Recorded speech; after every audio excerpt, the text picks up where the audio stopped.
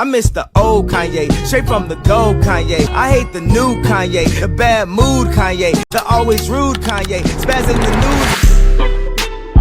In this video, I will capture Kanye's greatest teachings and how to avoid the downfall that he had. Kanye is a paradox, extreme greatness and extreme cancellation. The need for collaboration with winners and the need to go full solitude. Faith as a guiding value in his life and showcasing his wife as an object in public. He did amazing things throughout his life, which is why in this video we will uncover the underlying factors that allowed him to do these certain things, and we will convert them into actionable steps so that you can apply it into your life today. When creating, Kanye had only one goal: making the best album possible. We usually pursue many goals at the same time, but as Steve Jobs also insisted, focusing on a few core things is the key to making great stuff. However, if you choose one thing and spend your whole day distracted, you won't get anywhere. When creating My Beautiful Dark Twisted Fantasy, referred as his magnum opus, he ran a disciplined rap camp in Hawaii. Every morning his team would get breakfast. They would go over the previous day and then analyze the day ahead.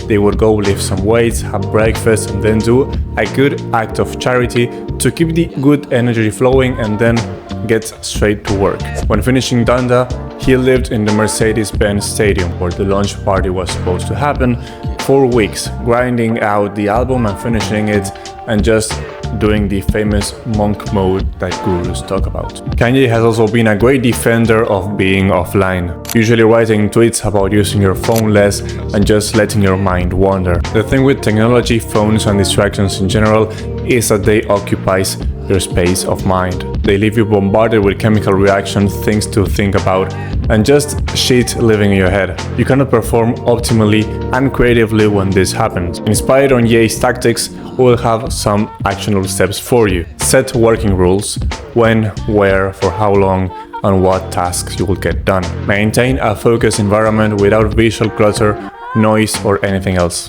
Just the things that you need to use and the things that serve as a creative inspiration. By any circumstance, leave your phone down and leave it on Do Not Disturb, and everything should serve the mission. How was Kanye able to bring back-to-back innovation in music and fashion? On an interview with Forbes, he stresses that his inspirations comes from many places: vintage clothing, old movies, previous sketches, or just a life experience of going to a car show with his dad and watching a Lambo. There's a little bit of Lamborghini in everything I do. Kanye describes his creative process as putting his own spirit into things, which is why many of his albums are so self-referential. He doesn't move by trends or by what he thinks it's acceptable to do.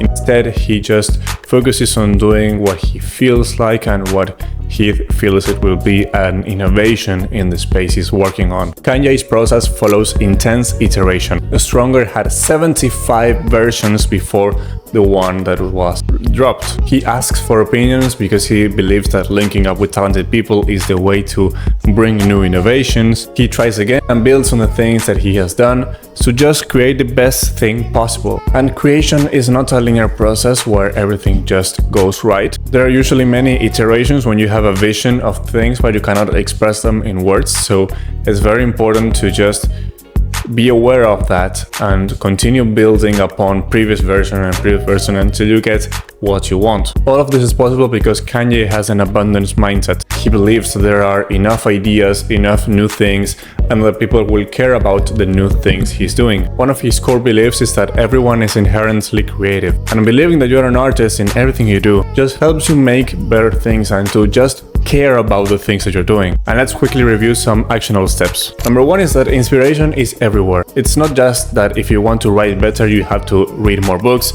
but instead you have to find inspiration everywhere, with interior design, with cities, with absolutely anything. You have to create a vault of inspiration of all of the influences that you have in your life. Also have a vision of what you want to bring to reality. Spend 10 to 20 minutes writing down what you want to achieve with your life, even if it's on your whole lifetime, this year, or just next month. And when things don't go as planned or aren't just so aligned to your vision, don't worry, just learn from it, create new things, new demos, new products, and go along with it. All of the things that we discussed in this video, like focus, contrast, building relationships, and just aligning your life to your purpose, we discussed them, we personalize them, and we apply them to your life in the Winners Project cohort. So if you find it useful to build sustainable progress in your life, click the first link down in the description.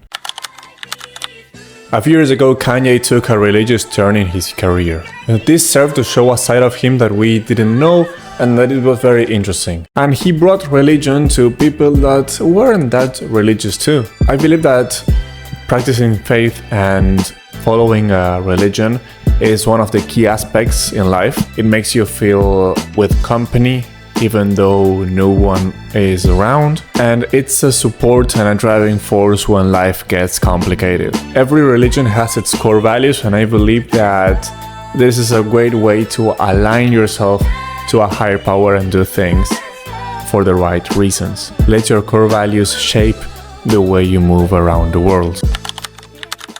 Kanye is known for his great lock-ins, obsessive periods, and creative sprints. Sometimes he managed to maintain this intensity for a couple months. For example, in his Hawaii rap camp, where he maintained this high level of creative output with something that I like to call the essentials stack, which is eat, train, sleep. In the My Beautiful Dark Twisted Fantasy album recording, they had a time to wake up, a time to exercise, a time to have breakfast, and they ensured quality sleep, quality food, and quality movement. The essential stack serve as a way to manage and balance the energy for the high levels of output that the album required. The periods of intense focus and intense recharge served as a contrast, one of the key pillars on the Winners Project. Sure, you can work 16-hour days and no one is going to let you not do that. But know that this has an expire date. Your own body cannot tolerate those high-level intensity periods for a long time, unless you are on the weird stuff. But to keep great things consistently, you have to find some balance and contrast. Playing sports, running, walking, painting, whatever, just do something that is completely opposite of the thing that you're working on, so that you can allow your brain to have a rest and build new brain connections. And again, if you're interested in applying all of this in your life, click the first link down below. Of course, Kanye's career is incomplete without mentioning the controversies that he had along his career. Taylor Swift, George Bush, Kim K, his mental health, and racist and anti-Semitic comments. I'm not TMZ, so we won't talk about the specifics of each controversy.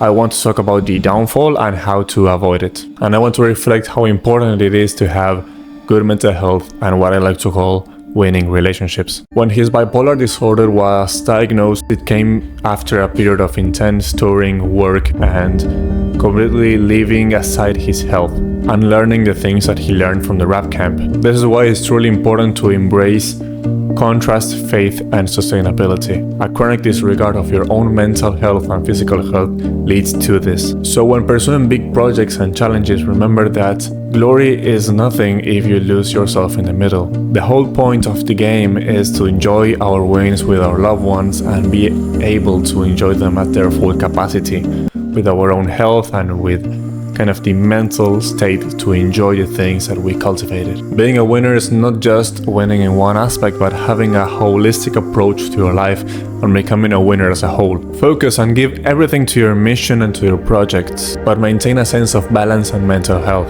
Avoid crashing out so that you can enjoy the things you built and you don't destroy them. I believe that all of his controversial sayings in public are not strategic at all.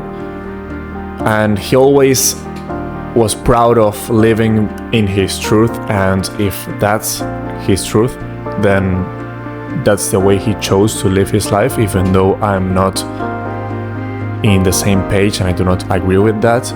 It's his own choices, but I believe that it's a waste of the potential of leaving a great mark in the future generations. Instead of leaving a mark of innovation, creativity, limitless self-belief and work ethic, he's leaving an image of someone who's racist, who's anti-Semitic, who thinks that the world is against him and just believes that he's just a maniac.